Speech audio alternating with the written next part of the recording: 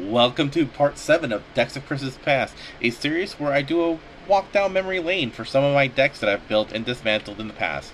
This episode, we'll be talking about NEKUSAR the Mind Razor.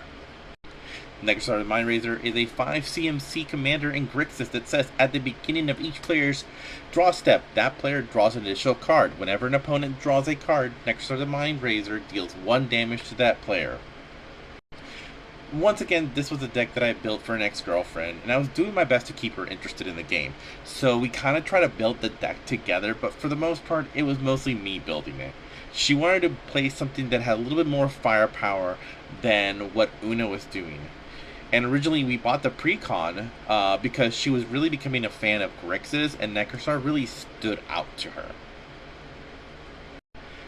I don't think it takes a lot of logic to understand what the deck was. It was a lot of wheel effects, a lot of discarding effects. I was running things like Wheel of Fortune in the deck, Winds of Change. I was running things like Megrim, Liliana's Caress to double benefit the discarding and drawing effect. Anything that would cause my opponent to draw and discard was in the deck. On top of that, I also had backups for NEKUSAR in case NEKUSAR got removed. I was running things like the Parasite and Psychosis Crawler just in case NEKUSAR was not able to get on the board or was too expensive to get on the board. Some of the pros of the deck was that during the early game, most people didn't care if my commander was out. What is 1 or 2 damage here and there for extra draws? Most people didn't think it was a big deal. It was easy for me to skate by in the early game and then go for like the win mid-game by dropping a couple wheels. I think the best way that I had to win was by dropping a Tainted Strike and a wheel all at the same time. No one ever saw that coming. But of course, one of the biggest pros of this deck was also the con of this deck. Giving your opponent extra draws is just feeding your opponent's answers. Just their win con, just giving it to them. And it kind of sucked because a lot of times I would also feed them the answers to deal with me. Why did I take the deck apart?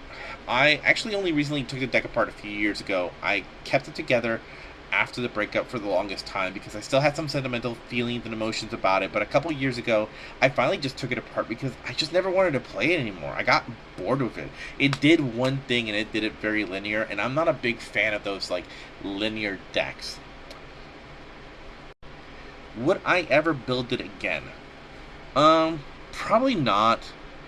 Like, I just feel like it just does one thing and it's just a one-trick pony and it just kind of gets boring. Like I said, I'm not a big fan of decks that do the same thing over and over again because that's like playing the same game over and over again and like the same level over and over again and expecting to have somehow a different experience.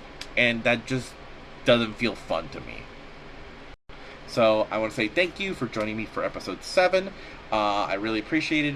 Any thoughts, any concerns, anything that you think I should add in regards to this series? Maybe you want to know a little more insight about something else about me.